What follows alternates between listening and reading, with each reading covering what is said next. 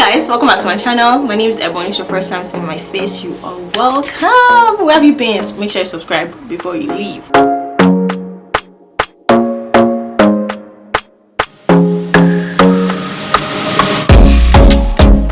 Today's video is a video I've wanted to do for quite a while, but I haven't been able to do it because so many things came up.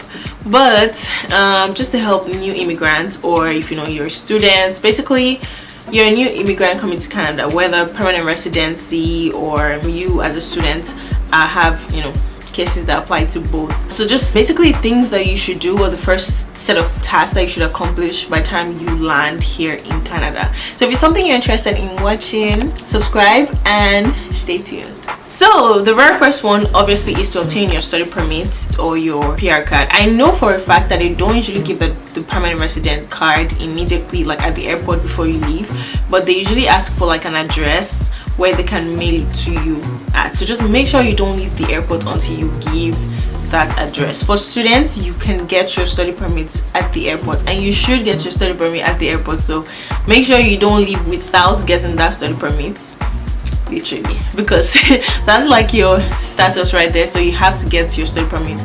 I guess for work permits or people that are coming in as workers, they're probably going to give you work permits letter at the airport too. I guess that works the same as study permit, but I know for permanent residents, you don't get your PR card immediately. They'll mail it to you like a couple of weeks after. So just make sure your address, what you can do is make sure your address is accurate right at the time you're leaving the airport.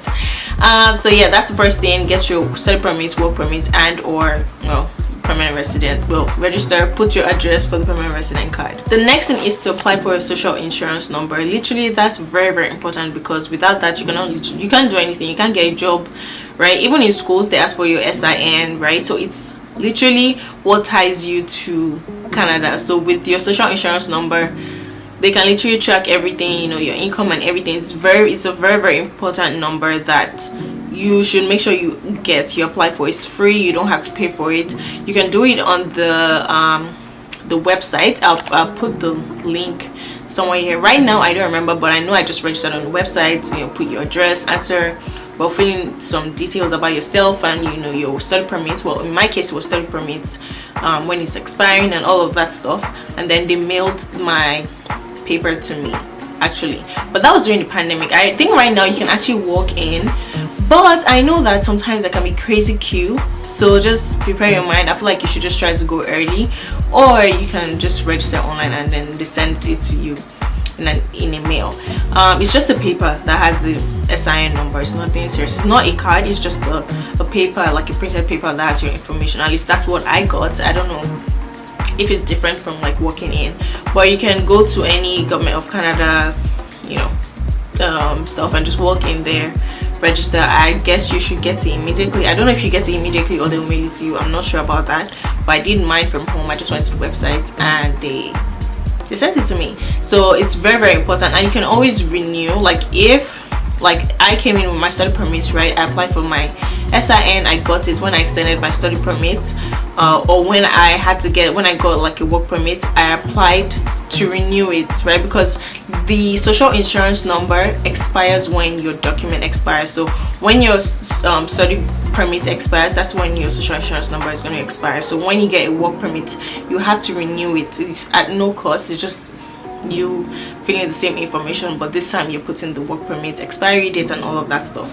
And I think when you get a PR, when you're a permanent resident, like when they approve you to be a permanent resident and then you get a PR card, you would also have to renew it. And this time, I know for temporary residents it's a different number. Mine starts from 9.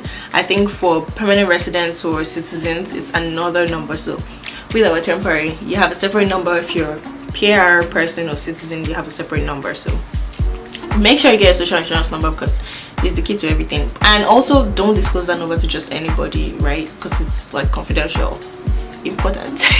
So yeah, that's the second thing you should get. The next thing is something that you may have already done even before you came into Canada, is find an accommodation. Because obviously you have your study permit, you have your social insurance number. This should even be like number 1, I guess. I don't know. No, cannot be number 1. I don't know.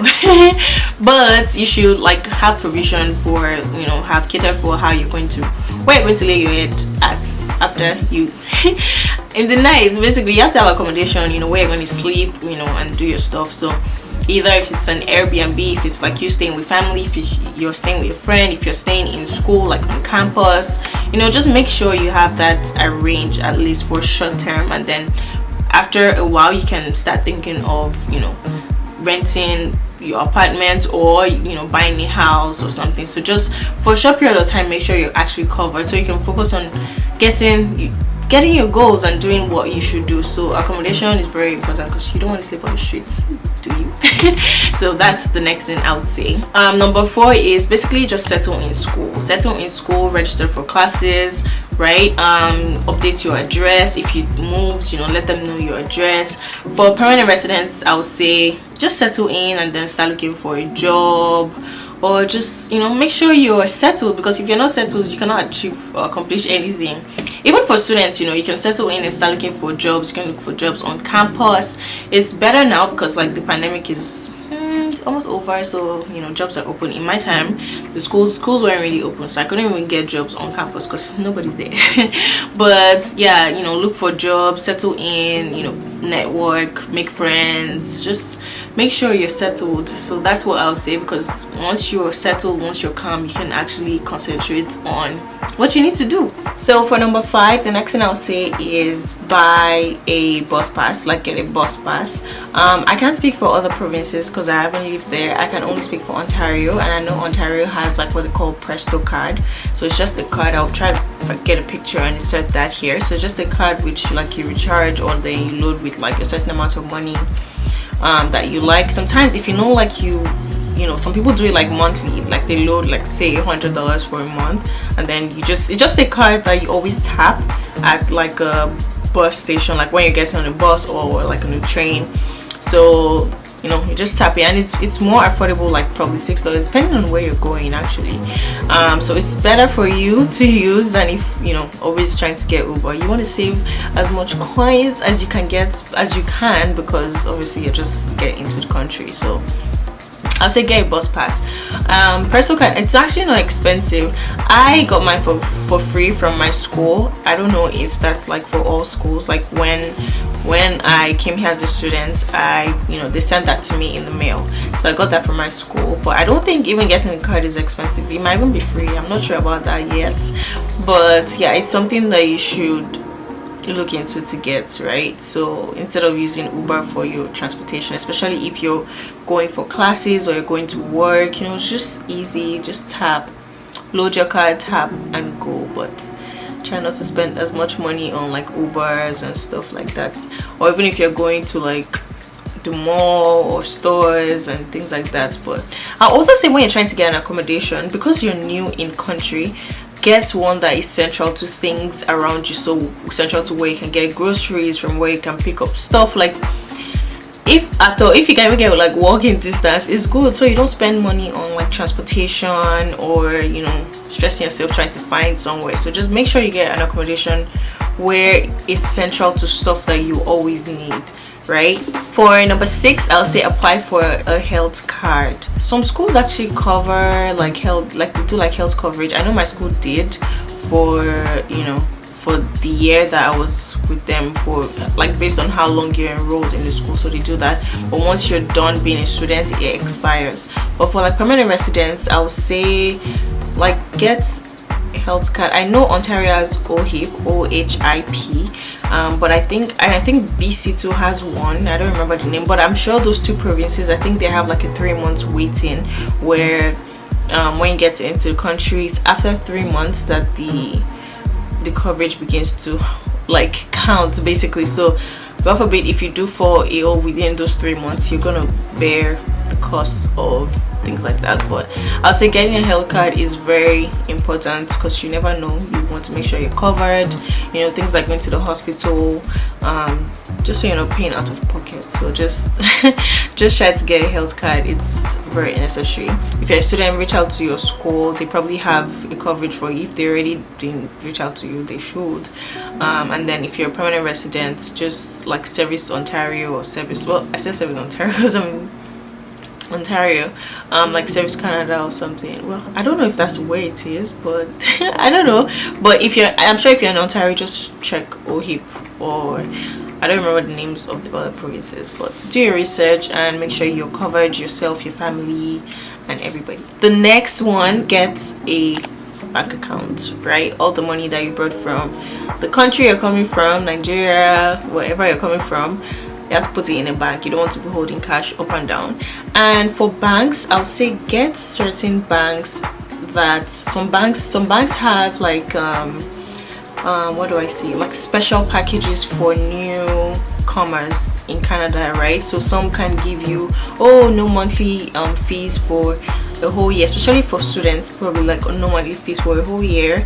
Or they'll tell you, open an account with us, we'll give you $60, we'll give you $300, blah blah blah. So there are different packages for like newcomers, so make sure you look into those. Like I'm sure Scotiabank does that. RBC, I did RBC when I first came, and I think I got $60 when I opened the account. Just opening the account, they give you $60. I think opening the account and when you make your first payment or purchase or something, or even if it's just opening the account, I don't remember, but I know I got $60 cash back from them. RBC does that. That's Royal Bank of Canada. So Scotiabank, RBC, TD Bank also does that. I think CIBC, BMO, Bank of Montreal, they do that. So you can check either of these banks for like, just make sure you're reading the package and be sure. You don't want to get a bank account because some bank accounts have like minimum balance. So if your balance falls below that minimum, they charge you, which is just which is ridiculous. You don't want to be in, get those kind of accounts, especially because you're new. You want to just start on a low basically. But yeah, just make sure you get a great bank account. Do your research. You can go to different banks and review the packages each of them are offering you, and then just choose the one that's best for you, right? But make sure you're choosing the one that makes sense, and like newcomer type packages, they'll really help you. Another thing I would say you should do is get a driver's license. So if from wherever country you're coming from, you've been driving for years, you've been driving, like you drive basically, I would say before you come to Canada, get a letter. I don't even know where they get that letter from, if it's from the driving, I don't know. Just make sure you get a letter from, like, is it Ministry of Transportation or something? I'm not sure. Don't quote me, but if you can get a letter, like if you do have driver's license and you've been driving from wherever country you're coming from. I'm going to use Nigeria as an example. So you've been driving in Nigeria for a couple of years, you know how to drive basically, and you have a license for it. I'll say before you come to Canada, get a letter stating, just verifying that we've been a good driver, no accidents, no issues, blah blah blah. Just verifying that you know what you're doing, right? And when you come here, what that will do is it will help you skip some steps and skip the waiting period, because the driving process in Canada is a long process.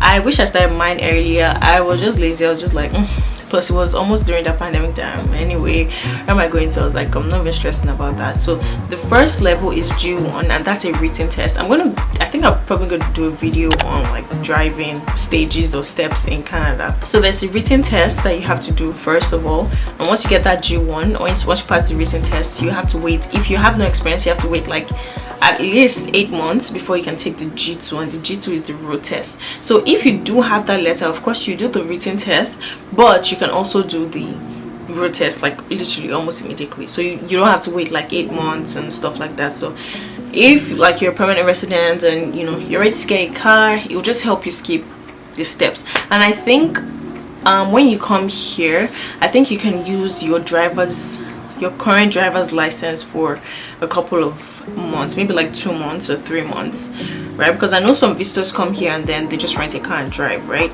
So you're able to do that just to get by, maybe before you want to get a car if you want to. But my point is, try not to wait like 2 years like me before you start thinking about, maybe I should get a driver's license, because again, it's also a form of ID, right? You don't want to be carrying your international passport up and down, and I'm going to get to ID next, but it's also a valid form of ID. And yeah, and also different provinces have different rules, right? I know of Ontario, I don't know of other provinces. So if you're going to another province, try to check their driving process or driver's test process, something like that. But make sure you're sorted in the driving area, right? You don't want to be done with school and then you're starting to figure that out. But yeah, I'll say get a driver's license. The next point I have is enroll your child in a school. Now this is for people that, you know, come into Canada with their children. I think, yeah, education is free for children. I think it's free up to like 18 years or 17 years old, I guess. Not sure. Children are required to be in school, literally. I know that, you know, I think it's from like 3 to 18 or from 5 to 18. I don't remember right now. But yeah, children have to be in school. So enroll your child in school. Of course, do your research. I'm sure that make sure also if you have a child and trying to get accommodation, trying to check for the schools around that area you're looking into is going to be very important, because your child will obviously go to the school that's closest to you, right? That's how it works here. It's not like Nigeria that you're staying in Lagos, your school is in Ogun State, right? You want to make sure that where you're trying to get accommodation, the schools there are of good standard. You know, you like the school, you're comfortable with the school and stuff. But yeah, start looking into getting your children into school. That's part of like settling into Canada. You can even try to, if you already know where you're going to be staying, you can be looking into that right from wherever country you're coming from, just so you're well prepared. My next point is get a phone or a phone plan. So if you have a good enough phone by the time you come here, I don't see the need to buy another phone, except if your phone is not compatible with like the networks and all of that, then you probably have to get a new phone. But yeah, definitely you have to get a phone plan, because you cannot use the SIM that you're using from Nigeria or whatever country you're coming from. So get a phone plan, get a phone, you know, review the different network providers, right? There's Rogers, there's Chatter, like Chat, and then R. There are like so many options. Kodo, there's so many options. I would say review all of the options and see the one that's affordable for your pocket and affordable for you as a person, which one you're most comfortable with. And if you do have people that are already here, you know, ask them questions. Okay, what plan do you use? How does it, you know, work for you? Are you comfortable with that? You know, is it affordable? You know, just do your research basically. But you definitely have to get a phone plan. In fact, this should even be a very top list, right? Because I mean, that's part of communication, how people communicate with you. So it should be among the top things to do, like after you get your SIN. So yeah, get a phone or a phone plan. Now the last and final thing I would say is get a provincial ID. Some places in Canada require like 2 IDs. So say your international passport and another ID, or driver's license and another ID. So that's part of why I said, you know, get a driver's license. Even if it's just the written test that you get, you know, they'll give you a G1 ID, and that's also valid ID. So this will all just prevent you from always carrying your international passport up and down, because I mean, it's something that you should keep safe until when you have to travel or for important immigration purposes, not for it to be carried around to show as an ID. So get a provincial ID. For Ontario, I think it's called Ontario Photo Card, and it's very inexpensive. It's like $30, I think, and you can get that from, I think, from Service Canada.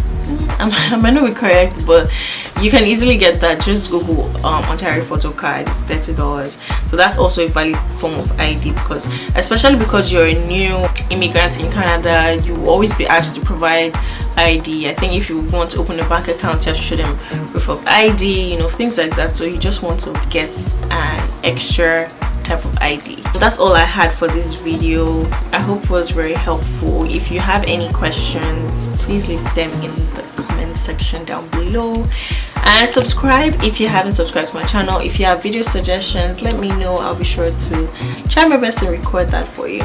Anyway, I'll see you guys in my next video. Thanks so much for watching. Bye bye.